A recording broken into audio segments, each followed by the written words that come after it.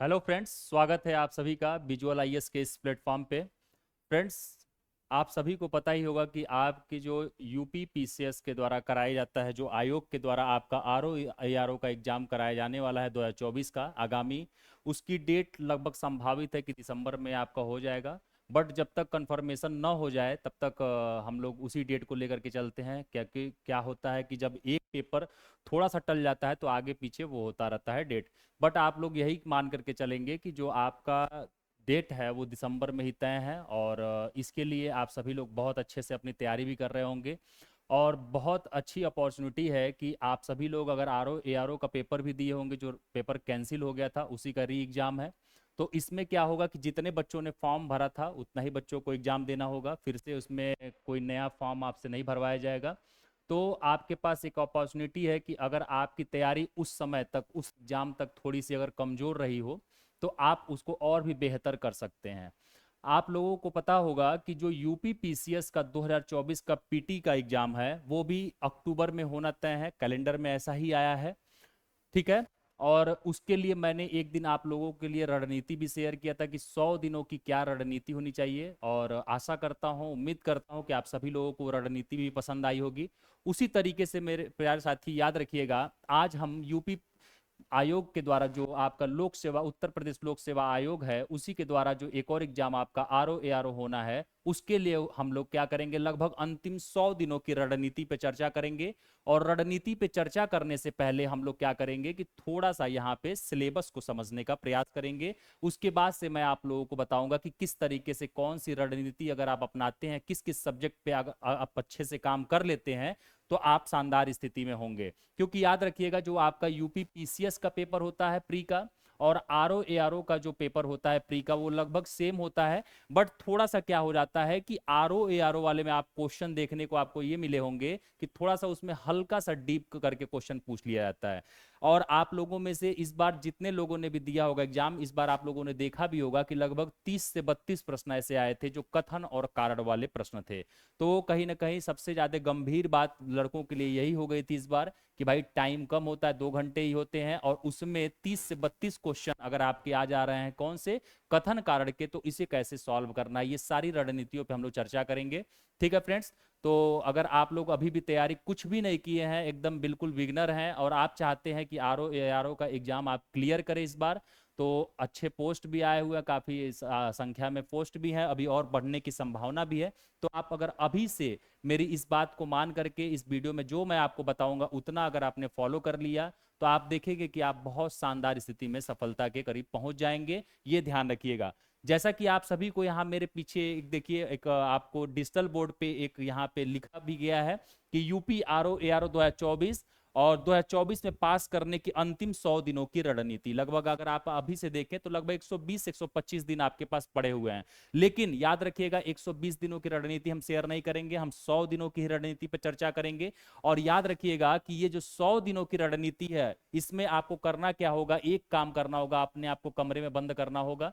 अगर आपने अपने आप को कमरे में बंद करके, और जो मैं आपसे स्ट्रेटजी शेयर कर रहा हूं इस पे अगर आपने काम कर लिया, आप देखेंगे कि बहुत शानदार स्थिति में आप औरों से अच्छा स्कोर करके आएंगे। क्योंकि याद रखिएगा, आपसे पहले से भी बहुत सारे लोग पढ़ रहे हैं। तो ठीक है, तो याद रखिएगा आपको बहुत अच्छे से यहाँ पे काम करना है। आइए सबसे पहले हम थोड़ा सा आरओ का सिलेबस समझ लेते हैं, क्योंकि बहुत सारे बच्चे होते हैं जिनको थोड़ा सा सिलेबस में दिक्कत होती है। उसके बाद से हम लोग रणनीतियों पे चर्चा करेंगे। सबसे पहले फ्रेंड्स, यहाँ पे आप देखिएगा लिखा हुआ है कि समीक्षा अधिकारी, सहायक समीक्षा अधिकारी, परीक्षा योजना तथा उसका क्या है, पाठ्यक्रम है। क्योंकि याद रखिएगा, किसी भी अगर एग्जाम को क्लियर करना है तो आपको उसके सिलेबस को समझना पड़ेगा कि आपको उस एग्जाम में किस तरीके से आपको अपनी नौका को पार लगाना है, ये ध्यान रखिएगा। यहां पे देखिए, आपसे कहा जा रहा है कि परीक्षा के चरण 2 या 3, यहां ध्यान रखिएगा, परीक्षा के चरण टोटल कितने होते हैं, 2। पहले क्या होता था, इंटरव्यू का चरण होता था, लेकिन अब इंटरव्यू वाला चरण हटा दिया गया है। मतलब अब आपका केवल प्रीलिम्स होगा और मेंस होगा, ये आपको ध्यान में रखना है। प्रारंभिक परीक्षा ध्यान रखिएगा, मुख्य परीक्षा के लिए अर्हता है तो कुल रिक्तियों के सापेक्ष 18 गुणा छात्र जो होते हैं वो सफल किए जाते हैं। मतलब अगर आपने क्या किया है कि अगर आपने देखा होगा मेरे प्यारे साथियों कि जैसे आपने पीसीएस का भी पेपर दिया होगा, यूपीएससी का भी दिया होगा, आईएएस का भी पेपर दिया होगा, तो उसमें क्या होते हैं कि ये जो पीटी का पेपर होता है सिर्फ छटनी का काम होता है। तो यहाँ पे याद रखिएगा 18 गुना बच्चों को लिया जाता है, मतलब जितनी संख्या होगी उसके 18 गुना बच्चों को मेंस में बुलाया जाएगा, फिर आप मेंस देंगे और फिर आपका उसके आधार पे चयन किया जाएगा। ये याद रखिएगा। मेन आपका एग्जाम कौन सा हो जाएगा? मेंस। पीटी क्या होता है? सिर्फ छटनी का काम होता है, ठीक है। बाकी यहां देखिए मुख्य परीक्षा आपका अंतिम चयन यहां से होगा। अच्छा, टाइपिंग टेस्ट बहुत सारे लोगों को दिक्कत ये भी होती है कि सर टाइपिंग है या नहीं है, तो याद रखिएगा जो आरओ की पोस्ट होती है, जो समीक्षा अधिकारी वाली पोस्ट होती है, याद रखिएगा इस पे टाइपिंग नहीं होता है, लेकिन जो सहायक समीक्षा अधिकारी होते हैं, एआरओ होते हैं, उसमें टाइपिंग मांगता है। और याद रखिएगा उसमें आपको एक डिग्री भी मांगी जाती है, साथ ही साथ ओ लेवल की डिग्री मानी जाती है, ठीक है। अगर आप सीएसआईटी से बीटेक हैं तो वो ओ लेवल के समकक्ष ही डिग्री मानी जाती है। तो अगर आप वहां ओ लेवल से सॉरी अगर आप सीएसआईटी से बीटेक हैं तो आप इस जो एआरओ है इसके लिए आप इलिजिबल हो जाएंगे, ठीक है। मतलब अगर आपके पास टाइपिंग वगैरह के लिए, याद रखिएगा सिर्फ और सिर्फ एआरओ के लिए आपको टाइपिंग की जरूरत पड़ेगी। आरओ के लिए आपको क्या करना है? सिर्फ और सिर्फ एग्जाम देना है, टाइपिंग से कोई मतलब लेना देना नहीं है, ठीक है। आगे की तरफ बढ़ते हैं। यहां पे देख लेते हैं भाई किस तरीके से आपके पीटी में, आरओ में, पेपर में क्या क्या पूछा जाता है, कैसे कैसे। देखिए कुल 2 प्रश्न पत्र आपसे पूछे जाते हैं, कौन कौन से, और दोनों क्या होते हैं? ऑब्जेक्टिव नेचर के होते हैं, जिसको आप बोल देते हो मल्टीपल चॉइस क्वेश्चन, ठीक है। और दोनों पेपर एक ही दिन में होते हैं। एक आपने देखा होगा जीएस का होता है और सेकंड पेपर जो होता है वो आपका हिंदी का होता है। तो आइए यहां पे देख लेते हैं जो आपका सामान्य अध्ययन जनरल स्टडीज का जो पेपर होता है उसमें टोटल आपके कितने प्रश्न पूछे जाते हैं? आरओ में 140 प्रश्न पूछे जाते हैं, ठीक है। याद रखिएगा कि यह प्रश्न जो पूछे जाते हैं 140, ये कितने अंक के होते हैं? तो 1 नंबर का एक क्वेश्चन होता है, मतलब कि 140 प्रश्न है तो 140 अंक के आपके ये सारे पूछे जाएंगे। और 2 घंटे का आपका पेपर होता है, 2 घंटे कहिए या उसको मिनट में 120 मिनट कर लीजिए। इसीलिए इस बार आपने देखा होगा कि बहुत सारे बच्चों के साथ एक गंभीर समस्या ये बन गई थी कि कथन कारण वाले क्वेश्चन 30-32 बन गए। अब बताओ 2 घंटे में वो 30-32 क्वेश्चन जो कथन कारण वाला है उसमें भाई थोड़ा सा तो आदमी को सोचने की जरूरत पड़ेगी ही पड़ेगी भाई। वन लाइनर तो है नहीं कि टिक मारते हुए चला जाएगा। तो इस बार क्या था कि हो सकता है कि इस बार अगर ये री एग्जाम नहीं हुआ होता तो कट ऑफ थोड़ा कम जाती। लेकिन अब देखो क्या होता है कि जब इसका री एग्जाम होने वाला है तो मान के चलना पेपर और टफ होता है, ठीक है। हमेशा आप उठा के देख लेना जो री एग्जाम होता है उसका पेपर थोड़ा सा पहले वाले पेपर की अपेक्षा टफ ही बनाया जाता है। चाहे अगर आपको 2020 का भी देखना हो, आरओ का जो री एग्जाम हुआ था वो भी देखिएगा, 16 वाला जो री एग्जाम 2020 में हुआ वो भी थोड़ा सा 16 की अपेक्षा में टफ बनाया गया था, ठीक है। तो याद रखिएगा 140 प्रश्न होते हैं, 140 अंक के, 2 घंटे का। ये आपका जनरल स्टडीज का हो गया, सामान्य अध्ययन का। वहीं पे आपकी जो सामान्य हिंदी होती है यह 60 क्वेश्चन आपसे यहाँ पे पूछे जाते हैं, जो कि 1 नंबर का एक क्वेश्चन होता है, मतलब कि 60 अंक के ये क्वेश्चन होते हैं। याद रखिएगा 60 अंक के पूरे पेपर होता है हिंदी का। और इसका जो अगर आप देखेंगे तो टाइम पीरियड होता है, कितना होता है? 1 घंटा। मतलब कि आपने देखा कि 1 घंटे में आपसे हिंदी के 60 प्रश्न पूछे जा रहे हैं जो कि 60 अंक निर्धारित करते हैं। और याद रखिएगा कि बच्चे सबसे ज्यादा मेहनत तो जीएस में करते हैं, लेकिन अगर आपने थोड़ा सा जीएस के साथ साथ हिंदी में कुछ ही 5-6 टॉपिक है, अभी आगे आएगा मैं आपको दिखाऊंगा, अगर आपने उस पर काम कर लिया तो याद रखिएगा इसमें जो सेकंड पेपर है इसमें आप 60 में से 60 मार्क्स लाने के लिए सक्षम होते हैं। याद रखिएगा जीएस में कोई ऐसा व्यक्ति नहीं है, चाहे कितना भी पीएचडी किया हो, चाहे कितना भी पढ़ा हो, जो फुल में फुल मार्क्स लेकर के आ पाए, ठीक है। लेकिन यहाँ पे हिंदी वाला जो पेपर है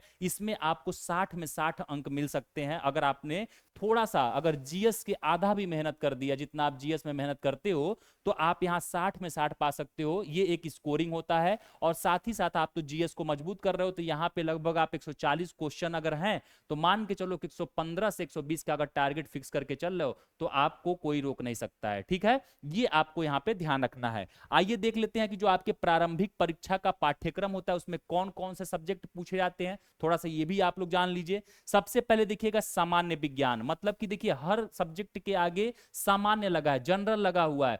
मतलब कि यह आपसे विज्ञान में कोई केमिकल रिएक्शन नहीं पूछने वाले हैं, कोई केमिकल फार्मूला या कुछ कैलकुलेशन नहीं ये पूछने वाले हैं। ये क्या करेंगे, सिर्फ और सिर्फ आपसे सामान्य जानकारी पूछेंगे। और जैसे मान लो अगर आप करंट से अपडेट हो, मान लो कि करंट से अगर आपने अपडेट हो, तो कुछ अगर विज्ञान से रिलेटेड कुछ नई तकनीकी की खोज की जा रही है, कुछ इस तरीके का बात की जा रहा है, तो उसको आपको क्या करना है, अपने जहन में बसा लेना है कि भाई ये साइंस से कोरिलेट करके पूछा जा सकता है, ये याद रखिएगा। अब वो जमाना चला गया कि स्टैटिक्स जो पार्ट था आपका केवल वही पूछ लिया जाता था और उसी के आधार पे आपका सिलेक्शन होता था। बाकी अभी मैं आपको आगे बताऊंगा कि साइंस में आपको क्या क्या कर लेना है। अगर आपने उतना कर लिया तो बाकी आपके लिए साइंस पहाड़ नहीं लगेगा इस एग्जाम के लिए, ठीक है। दूसरा सब्जेक्ट यहां देखिएगा है आपसे भारत का इतिहास। यहां पे इन्होंने एक छोटे से शब्द में लिख दिया है कि भारत का इतिहास, लेकिन जब आप इसको ओपन करेंगे तो ये पता चलता है कि भाई कितना बड़ा इसका भारत का इतिहास है, ध्यान रखिएगा। तीसरा है जो आप इतिहास में ही लास्ट टाइम में पढ़ते हैं, जो भारतीय राष्ट्रीय आंदोलन। आपने देखा होगा जब 1885 में कांग्रेस की स्थापना होती है, वहां से लेकर के और लगभग 1947 जब तक भारत आजाद नहीं हो गया, इसको हम लोग एक तरीके से भारतीय राष्ट्रीय आंदोलन का चरण मानते हैं। मतलब यहाँ पे ये कहना चाह रहे हैं कि 1885 से लेकर के 1947 तक आपको क्या करना है, बहुत अच्छे से काम करके जाना है, ठीक ना। क्योंकि इसके लिए इन्होंने अलग सिलेबस में एक तरीके से पार्टीशन कर दिया है। बाकी भारत के इतिहास में ये प्राचीन इतिहास, मध्यकालीन इतिहास और आधुनिक इतिहास में जो 1885 से पहले के हैं वो आपसे यहां पे पूछ लिया जाएगा। इसी तरीके से देखिए भारतीय राजतंत्र, अर्थव्यवस्था एवं संस्कृति के बारे में यहां पे पूछा जाएगा।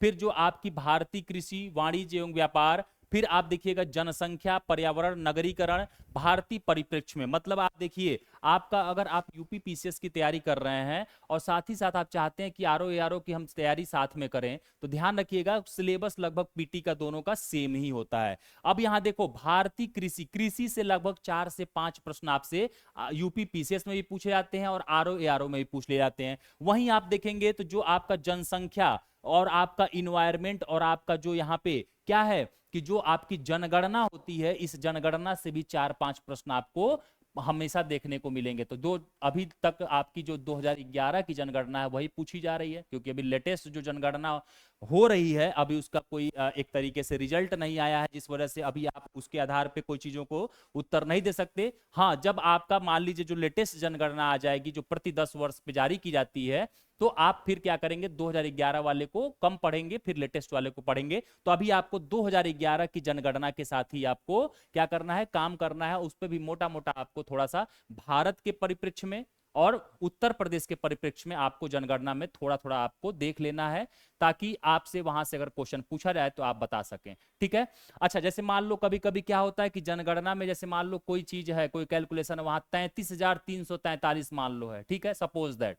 तो वहां पे आपको एक 33,000 अप्रॉक्स याद करना है, क्योंकि एग्जामिनर कभी भी 33,343 नहीं देगा, क्योंकि वो भी जान रहा है कि भाई रट पाना बहुत मुश्किल है। तो 33,000 या 32,000 इस तरीके से समथिंग दे देगा। तो जब आप उसको पढ़े रहोगे, बार बार रिवीजन किए रहोगे, तो आप देखोगे कि आपको वो चीजें एलिमिनेट होने लगेंगी, आपके दिमाग में विजुलाइज होने लगेगा, आप उसको टिक कर लोगे, ठीक है। उसी तरीके से देखो 7वां यहां पे इन्होंने जोड़ा है विश्व भूगोल तथा भारत का भूगोल और प्राकृतिक संसाधन, ठीक है। तो जब देखो आपको मैंने पीसीएस वाले में भी बताया था कि विश्व भूगोल और भारत का भूगोल वहां पे पूछा जाता है, यहां पे भी पूछा जाएगा। अभी हम आगे की तरफ चलेंगे और एक बार हम अच्छे से विस्तार से वहां पे और भी देखेंगे कि किस तरीके से आपको वहां पे अपनी स्ट्रेटजी को फॉलो करना है। फिर आप देखोगे जो आपके राष्ट्रीय अंतरराष्ट्रीय महत्वपूर्ण घटनाक्रम, मतलब कि जो आपका करंट अफेयर है, करंट की बात यहां पे करा जा रहा है। याद रखिएगा करंट अफेयर जिस तरीके से यूपी पीसीएस के प्रीलिम्स एग्जाम में 30 से 35 क्वेश्चन वेटेज रखता है, उसी तरीके से आरओ एआरओ में भी मान के चलिए कि 25 से 30 प्रश्न आपके करंट अफेयर से पूछे जाते हैं। ये ध्यान रखिएगा, करंट बहुत इंपॉर्टेंट रोल अदा करता है। बाकी यहाँ पे एक सब्जेक्ट बढ़ जाता है जो है सामान्य बौद्धिक क्षमता, मतलब कि जो आपके रीजनिंग थोड़े बहुत उसी में, मतलब मैथ्स में भी पूरा प्योर मैथ वो नहीं पूछता है, ऐसा क्वेश्चन पूछेगा जो रीजनिंग से कोरिलेट हो रहा है। याद रखिएगा 10-15 क्वेश्चन ऐसे आपको यहाँ पे जीएस के ही पेपर में देखने को मिल जाएंगे, जो कि आप देखते होंगे यूपी पीसीएस में सिर्फ और सिर्फ दो पेपर वहां भी होता है, जीएस में सिर्फ जीएस होते हैं, बाकी अलग से दूसरा पेपर वहां सीसैट का होता है। ठीक है, तो अगर आपने सीसैट पे थोड़ा सा मेहनत किया होगा तो आप साधारण तरीके से यहाँ पे ये जो 10-15 क्वेश्चन आपसे दिए जाते हैं आराम से आप कर सकते हैं, बहुत ज्यादा टफ नहीं होते हैं। ठीक है फ्रेंड्स, तो याद रखिएगा ये था आपका पीटी का। और एक लास्ट में यहां देखिएगा जीएस में आपका, स्वाभाविक सी बात है जब आप उत्तर प्रदेश विशेष एग्जाम दे रहे हो तो स्वाभाविक सी बात है उत्तर प्रदेश के बारे में भी आपको थोड़ा सा देख लेना है, क्योंकि अभी आपने देखा होगा कि पेपर 5-6 जुड़ गया किसमें, यूपी पीसीएस का। अगर आप मेंस का एग्जाम दिए होंगे तो आपने देखा होगा कि उसमें पेपर 5 और पेपर 6 जुड़ गया है, उत्तर प्रदेश स्पेशल। अब सही कहीं ना कहीं याद रखिएगा यूपी के सारे एग्जाम के लिए यूपी स्पेशल की डिमांड बढ़ जाएगी। क्यों? क्योंकि कहीं ना कहीं एग्जामिनर को लगा होगा, तभी तो उसने पेपर 5-6 ऐड किया। तो जब सबसे बड़ी परीक्षा में उसने ऐड कर दिया तो अब चाहे आप वनडे दीजिए चाहे आरओ एआरओ दीजिए, याद रखिएगा आपको उत्तर प्रदेश स्पेशल थोड़ा सा पढ़ के जाना है। अभी मैं आपको आगे बताऊंगा कि क्या क्या उसमें पढ़ना है, कितना अगर आप पढ़ लेते हैं तो आपके आरओ के लिए सफिशियंट होगा। ठीक है, ये ध्यान रखिएगा। उसी तरीके से हिंदी के लिए याद रखिएगा, हिंदी के लिए जो आपका 60 अंक का यह पेपर होता है, जो सेकंड पेपर होता है, जो कि सेकंड शिफ्ट में होता है, इसमें सिर्फ और सिर्फ आपसे 5-6 टॉपिक ही पूछे जाते हैं। पहला टॉपिक आपसे विलोम पूछा जाता है, याद रखिएगा 5 विलोम होते हैं, ठीक ना, 5 शब्द पूछे जाते हैं जो कि 10 अंक का होता है। दूसरा अगर आप टॉपिक देखेंगे तो वाक्य एवं वर्तनी शुद्धि आपसे पूछी जाती है, यह भी 5 वाक्य होते हैं जो कि 10 अंक निर्धारित होता है इसके लिए। तीसरा होता है अनेक शब्दों के लिए एक शब्द, यह भी 5 शब्द होते हैं, यह भी 10 अंक इसका भी निर्धारित किया जाता है। चौथा तत्सम और तद्भव, और यह भी 10 अंक के लिए निर्धारित होता है। और पांचवा है विशेष्य और विशेषण, जो कि यह भी 10 अंक के लिए निर्धारित होता है। और छठा आपका है पर्यायवाची शब्द, यह भी 10 अंक, मतलब कि इन 6 टॉपिक से 10-10 अंक के आपके 5-5 प्रश्न पूछे जाएंगे अगर आपने सिर्फ और सिर्फ हिंदी में इन 6 टॉपिक को, इसके अलावा आपको आरओ में कोई और हिंदी के टॉपिक नहीं पढ़ने हैं, सिर्फ यही 6 टॉपिक अगर आपने कर लिया तो याद रखिएगा आप बहुत शानदार तरीके से 60 में 60 प्राप्त कर सकते हैं। ठीक है, बच्चे 60 में 59 भी प्राप्त करते हैं, याद रखिएगा 60 में 59 भी प्राप्त करते हैं, ऐसा भी रिजल्ट बनता है। 60 में 60 भी प्राप्त करने वाले बैठे हुए हैं। और याद रखिएगा कि आपको जीएस से कम ही मेहनत करना है हिंदी पे, बस बार बार इसको प्रैक्टिस करना है, रिवीजन करना है। और थोड़ी सी आरओ में क्या होती हैं, जैसे कि शब्द शैलियां होती हैं, उनको थोड़ा सा सीखना होता है। जैसे मान लीजिए हम लोग हमेशा देखिएगा, अगर आपसे मैं कहूं कि संसद सत्र लिखना है तो आप लोग क्या करेंगे, हम लोग हमेशा गलत लिखते हैं। हम लोग ऐसे लिख देंगे संसद और फिर हम लोग लिख देंगे सत्र। लेकिन अगर इसको आप हिंदी की भाषा में, अगर ओरिजिनल भाषा में अगर आप देखेंगे तो इसका रियल, अगर आप किसी किताब में हिंदी में देखेंगे तो इसका रियल वर्ड क्या माना जाता है, संसत सत्र। संसत सत्र ये रियल होता है और ये आपका गलत होता है, याद रखिएगा। ठीक है, तो इन चीजों को, इन टर्म्स को, इतने छोटे छोटे टर्म्स को जो हम अपने हम एक तरीके से जीवन में, हम अपने एक सामान्य से जीवन में गलत यूज करते चले आ रहे हैं, बस इन्हीं को थोड़ा सा सुधारना होता है आरओ एआरओ के लिए, याद रखिएगा। क्योंकि थोड़ा सा यहाँ पे ये हिंदी डीप आपसे पूछ लेते हैं। तो इस तरीके से, जैसे अगर आपसे मैं कहूं उज्जवल लिखने के लिए तो बहुत सारे लोग उज्जवल क्या करेंगे, ऐसे लिख देंगे, जबकि यह उज्जवल लिखा हुआ गलत है, ऐसे नहीं होगा। उज्जवल के लिए उ आधा ज फिर पूरा ज फिर वल, ये सही होगा। तो इस तरीके से आपसे आरओ में क्वेश्चन पूछ लिए जाते हैं, तो इतने लेवल पे आपको थोड़ा सा ध्यान रखना है। ठीक है, चलिए आगे की तरफ बढ़ते हैं मेरे प्यारे साथियों। इसके बाद से आपका आता है क्या, मेंस का पेपर आता है। और मेंस के पेपर में जब आप मेंस देने जाएंगे तो वहां हम लोग डिस्कस करेंगे ही करेंगे। अब हम आ जाते हैं थोड़ा सा यहाँ पे, एक बार ये देख लेते हैं कि भाई इसमें क्या और हम लोगों को ऐड ऑन करना है। एक बार आप लोग यहां देख लीजिएगा कि हमारी स्ट्रेटजी क्या रहेगी, ठीक ना, हम लोग क्या स्ट्रेटजी लेकर के चलेंगे। 1 मिनट आप लोग रुकिएगा, मैं बोर्ड खोल लेता हूं बस।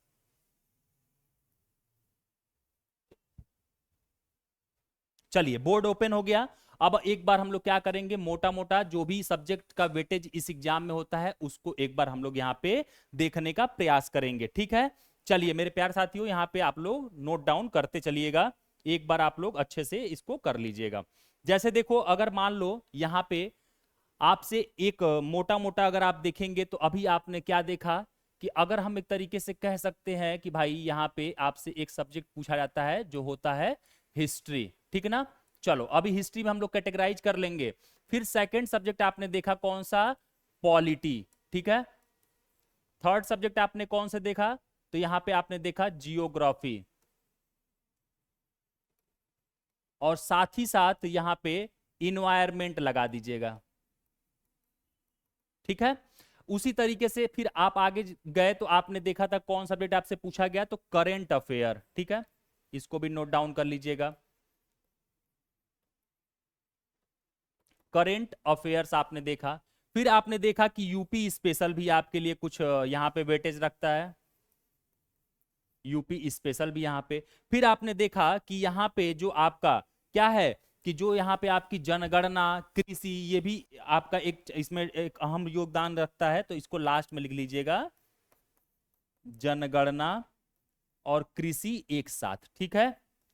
चलिए, फिर आपने देखा एक सब्जेक्ट आपका मोटा मोटा और छूट रहा है, वो कौन सा सब्जेक्ट है, तो वो याद रखिएगा मेरे प्यारे साथियों, यहां पे हम लोग ऊपर कर लेते हैं साइंस का,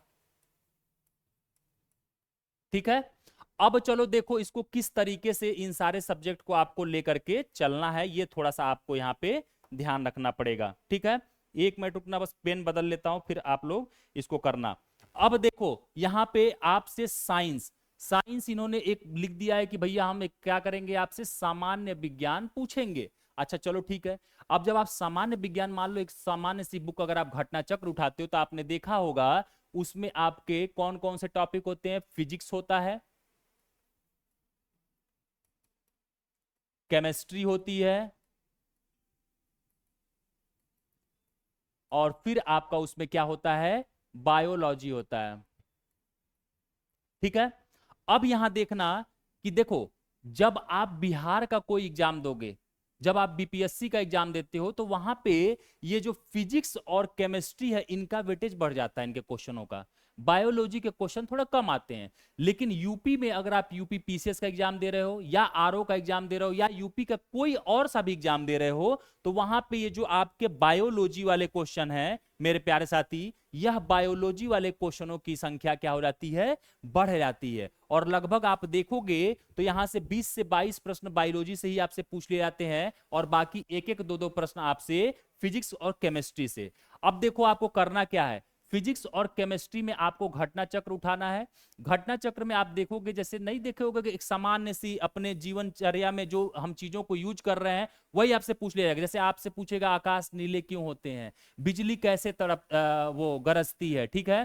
फिर आपसे मान लो पूछ लिया जाएगा कि मान लो एक कमरा है और फ्रिज खुला हम छोड़ दिए हैं, तो क्या होगा, कमरे का तापमान बढ़ेगा या घटेगा। आपसे क्वेश्चन ऐसे पूछे गए हैं, ये मैं बता रहा हूं आपसे। आपसे पूछ लिया जाएगा एक ग्लास में पानी है, उसमें एक बर्फ का टुकड़ा है, जब वो बर्फ पिघलेगा तो क्या उस पानी का आयतन बढ़ेगा या घटेगा। तो इस तरीके वाले कुछ चैप्टर हैं जो आपको फिजिक्स और केमिस्ट्री में, ज्यादा नहीं 2-3 चैप्टर है, बस उतना आपको कर लेना है। बाकी बायोलॉजी में आपको क्या करना है, बायोलॉजी में जो आपके मानव क्रिया वाले चैप्टर हैं, जहां पे पाचन तंत्र, उत्सर्जन तंत्र, जो आप विटामिन वाले चैप्टर होते हैं, फिर याद रखिएगा जो आपके जितने भी रोग वाले चैप्टर हैं कि भैया कौन सा रोग विषाणु जनित रोग होता है, कौन सा कवक जनित रोग होता है, कौन सा प्रोटोजोआ जनित रोग होता है, ये सारी चीजें आपको साइंस में बस मोटा मोटा कर लेना है।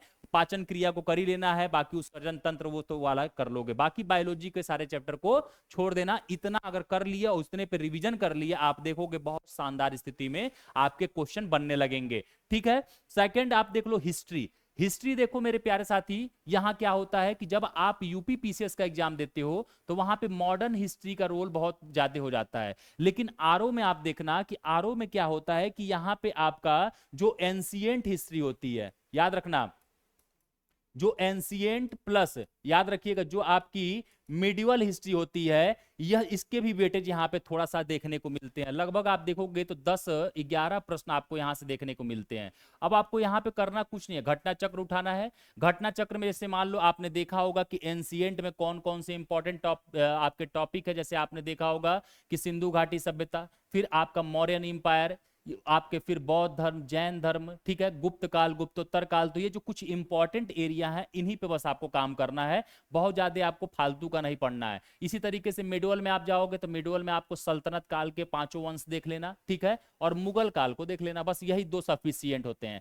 और इनकी क्या क्या कला संस्कृतियां, बस ये देख लेना, इतने से आपके यहाँ पे क्वेश्चन देखने को मिल जाएंगे। अब यहाँ पे देखो, यहाँ पे अब देखना, आपसे यहाँ पे एक साथ ही साथ में एक क्वेश्चन आपसे यहाँ पे किया गया था कि भैया हम मॉडर्न हिस्ट्री पूछेंगे। तो आरओ के लिए अगर आपको मॉडर्न हिस्ट्री तैयार करना है तो मैं कहूंगा कि 1905 का जो आपका बंगाल विभाजन हुआ था, जो 1905 का आपका बंगाल विभाजन हुआ, वहां से लेकर के 1947 तक आपको यहाँ पे कवर कर लेना है। इससे आपको फायदा क्या होगा आप समझिएगा। अभी आपके सिलेबस में लिखा हुआ था कि हम भारतीय राष्ट्रीय आंदोलन भी पूछेंगे और भारतीय इतिहास भी पूछेंगे। यहां मैं एक के में समराइज कर दिया। अगर ये भारतीय इतिहास पूछे तो एंशिएंट और मिडवल में आपको इंपॉर्टेंट टॉपिक मैंने बोल दिया, आप नोट डाउन कर लेना। बाकी हिस्ट्री में अगर आप देखना तो जो मॉडर्न में आपके भारतीय इतिहास का पोर्शन है और साथ ही साथ राष्ट्रीय आंदोलन, इन दोनों को हम एक साथ समराइज कर दे रहे हैं। तो 1905 बंगाल विभाजन से लेकर के 1947 को आपको क्या करना है,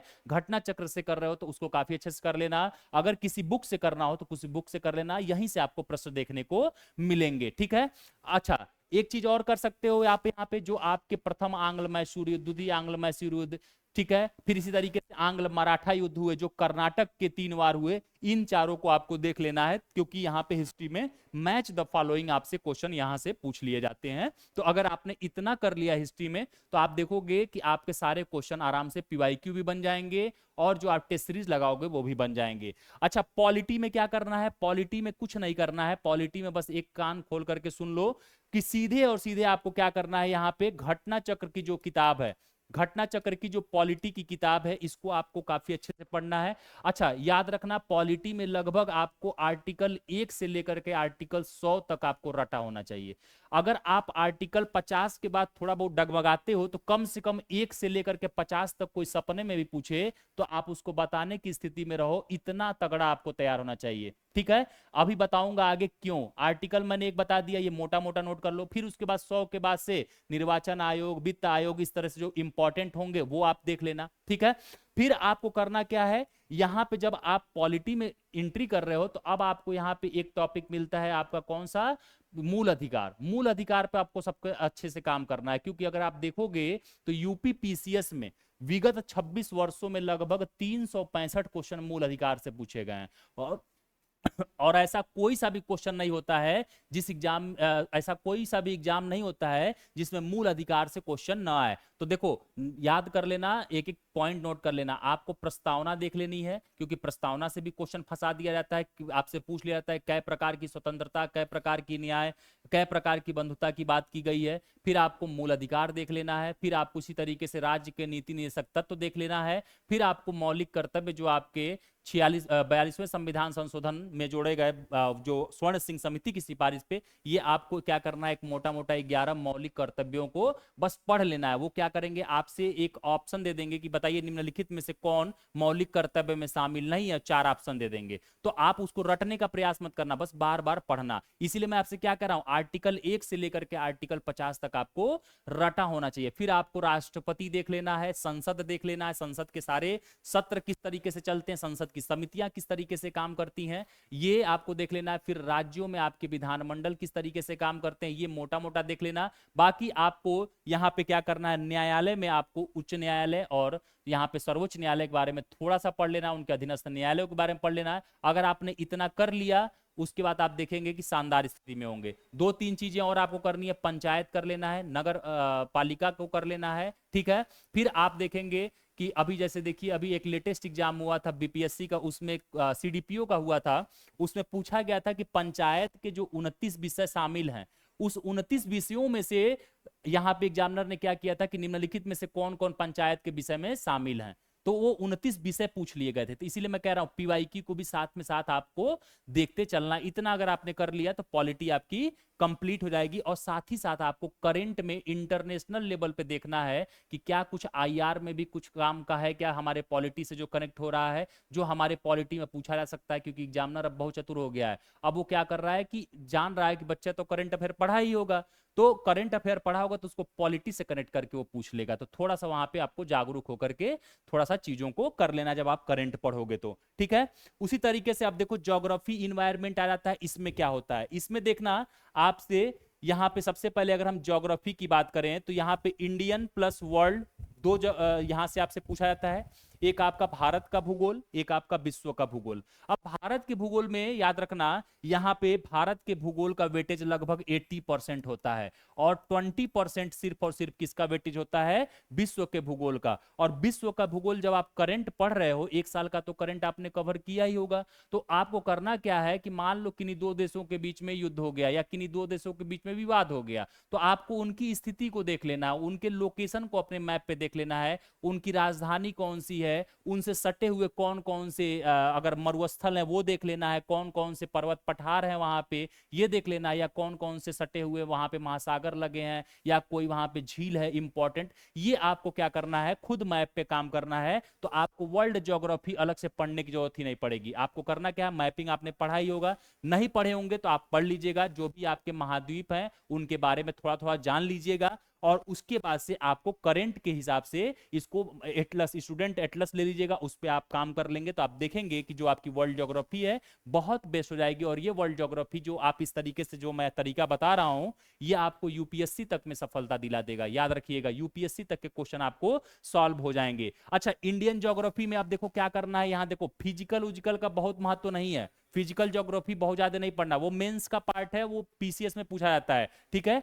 आरओ के लिए अगर आप कर रहे हो तो याद रखना सिर्फ और सिर्फ यहां पे आपको मैपिंग कर लेना है, क्या कर लेना है, मैपिंग, पूरा इंडिया का अच्छे से आपको मैपिंग कर लेना है, जैसे कि इसकी अवस्थिति विस्तार, हिमालय के रेंज देख लेने हैं, फिर आपको पर्वत पठार पहाड़ देख लेने हैं, फिर आपको साउथ रेंज देख लेना है भारत का, फिर इसी तरीके से जो साउथ की नदियां हैं, हिमालयी नदियां हैं ये देख लेना है, झीलें देख लेना है, बहुउद्देशीय परियोजनाएं देख लेना है। ये कुछ इंपॉर्टेंट टॉपिक्स को आपको अच्छे से मैपिंग से कवर कर लिए तो आप देखेंगे कि यहीं से आपके प्रश्न बनेंगे। पीवाईक्यू आप उठा के देख लीजिएगा, जितने टॉपिक मैं बोल रहा हूं इतने ही टॉपिक से हो सकता है एक दो टॉपिक हमसे छूट भी जा रहा हो, बट कोई नहीं, वहीं से प्रश्न पूछे जा रहे हैं, ये ध्यान रखिएगा, ठीक है। करंट अफेयर याद रखिएगा, करंट अफेयर के लिए आपको क्या करना है, यहां पे करंट अफेयर के लिए आप देख लीजिएगा, करंट अफेयर के लिए आपको 1 ईयर का करंट अफेयर याद रखिएगा, 1 ईयर का आपको करंट अफेयर यहां पे कवर करना है। कैसे कवर करना है थोड़ा सा ध्यान रखिएगा, जैसे मान लो कि आपका पेपर है कब, यहां पे दिसंबर में, सपोज दैट मान लो कोई एक डेट आ गई, ठीक है, तो पिछले एक साल का मतलब कि पिछले दिसंबर से लेकर के और जो आपका दिसंबर में पेपर होगा इस दिसंबर तक के करंट को आपको कवर कर लेना है। अब इसमें सबसे ज्यादा आपको किस करंट पे फोकस करना है, जनवरी 2024 से दिसंबर 2024, मतलब कि जो यह जनवरी 2024 से दिसंबर 2024 का जो करंट अफेयर है इसको काफी अच्छे से आपको फोकस करके पढ़ना है, काफी डीप पढ़ना है। बाकी पीछे के दो तीन महीने हैं उसमें हल्का हल्का जो उसके इंपॉर्टेंट करंट होंगे बस उतना ही आपको देख लेना है, क्योंकि जो आने वाले जो एग्जाम से 6 महीने पहले के करंट होते हैं यही काफी डीप पूछे जाते हैं, उसके पहले के 6 महीने के जो करंट होते हैं वो आपसे हल्का हल्का उसके इंपॉर्टेंट टॉपिक्स को पूछ लिया जाता है, ये ध्यान रखिएगा। तो यहां पे हो गया आपका ये करंट अफेयर्स का कि आपको किस तरीके से इसको लेकर के जाना है। अच्छा, अब आ जाओ यूपी स्पेशल की बात कर लेते हैं।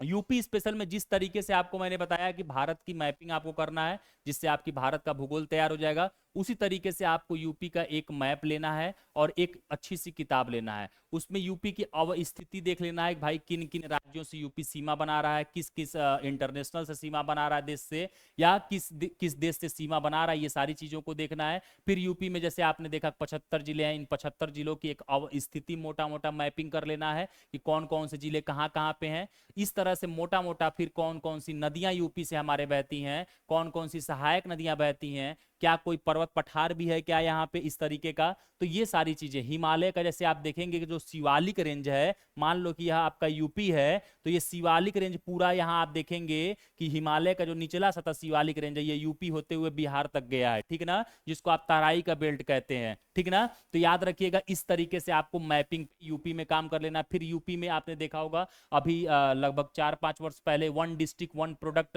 लॉन्च किया गया था, हर डिस्ट्रिक्ट का एक प्रोडक्ट होगा, मेन प्रोडक्ट होगा, ठीक ना, वो आपको देख लेना है। फिर आपको क्या कर लेना है कि आपको यहाँ पे जो प्रमुख मेले लगते हैं, जो प्रमुख यहाँ के कुछ वाद्य यंत्र हैं, इस तरह की चीजों को बस मोटा मोटा देख लेना है, इतने से आपके यहाँ पे बन जाएंगे। साथ ही साथ यूपी स्पेशल जब आप कर रहे हो तो यूपी की आपको यहाँ पे जनगणना भी देख लेनी है कि यूपी की जनगणना क्या है, जो 2011 वाली, उसके आधार पे भी आपसे यहाँ पे क्वेश्चन पूछ लिया जाएगा। बाकी जनगणना, भारत की जनगणना और कृषि, जैसे आपने कृषि में भी देखा होगा, आपसे जैसे इसी बार एक क्वेश्चन पूछ लिया गया था आरओ में कि रबी की फसल, जायद की फसल, जो आप खरीफ की फसल सुनते हैं, उसी में से दे दिया था कि निम्नलिखित में से कौन सी रबी की फसल नहीं है। तो देखो ये कृषि का है क्वेश्चन, ठीक है, इसको अच्छे से तैयार कर सकते हो। फिर आपने देखा होगा हॉर्टिकल्चर, पिसिकल्चर, इस तरीके से जो आपसे वर्टिकल्चर, इस तरह से जो आपसे पूछ लिया जाता है कि यह क्या है, तो उसके बारे में आपको देख लेना है। और भी कृषि से संबंधित जो प्रमुख लेटेस्ट जो आप करंट अफेयर की किताब पढ़ेंगे, उसमें नए नए आंकड़े आते हैं यूपी स्पेसिफिक, उन आंकड़ों को आपको तैयार कर लेना है कि यूपी गन्ना उत्पादन में कौवें स्थान पे है, यूपी गेहूं उत्पादन में कौवें स्थान पे है, यूपी चावल उत्पादन में कौवें स्थान पे है। ये नवीनतम आंकड़े आपसे एग्जामिनर पूछ लेता है। और साथ ही साथ आपको भारत और यूपी की जनगणना करके जानी है 2011 वाली। और आप अगर इतना कर लिए तो आप देखोगे कि आपके क्वेश्चन पीवाईक्यू में भी यहीं से पूछे गए हैं। तो याद रखना, पीवाईक्यू को हमेशा पकड़ना चाहिए। पीवाईक्यू को जब आप पकड़ लोगे तो एग्जामिनर के माइंड को पकड़ लोगे, और जब एग्जामिनर के माइंड को पकड़ लोगे तो किसी भी एग्जाम में आप असफल नहीं हो सकते हो, ये गारंटी आप ले लो। अगर आपने इतना कर लिया तो ये, अगर आप अभी भी जो आपके 120-25 दिन बचे हुए हैं, इस दिन में भी अगर आपने एक बंद कमरे में बैठ करके या लाइब्रेरी ज्वाइन करके फालतू का समय न गंवा करके अगर इतने काम आपने कर लिया, तो आप देखोगे कि आप बहुत शानदार तरीके से आरओ का एग्जाम क्वालिफाई कर सकते हो। ठीक है, ये आपको मेरे प्यारे साथियों ध्यान रखिएगा, यह एक छोटी सी रणनीति थी विजुअल आईएएस की तरफ से। ठीक है, आपके लिए, अगर जो लोग यहाँ पे पीसीएस का पेपर देना चाह रहे हैं, वो उनके लिए एक रणनीति मैंने ऑलरेडी बता चुका है, तो वहां पे जा करके वो पहले देख लेंगे उस वीडियो को। बाकी यहाँ पे आरओ वाली आज रणनीति मैंने बताया। बाकी अब आपका क्रैश कोर्स शुरू होने वाला है, और इसमें आप लोग ज्यादा से ज्यादा मात्रा में जुड़िएगा, जिसमें हम लोग क्या करेंगे, यूपी पीसीएस और आरओ का साथ ही में क्रैश कोर्स लेकर के चलेंगे। अगर आपने उतना भी पढ़ लिया, साथ साथ हमारे बने रहे और साथ ही साथ आप पढ़ते चलेगा, तो आप देखेंगे शानदार स्थिति में होंगे। अच्छा, हिंदी के लिए आपको क्या करना है, आदित्य पब्लिकेशन की बुक आती है जो कि मार्केट में बहुत फेमस है, मैं कोई प्रचारक नहीं हूं उसका, बस ऐसे बता रहा हूं।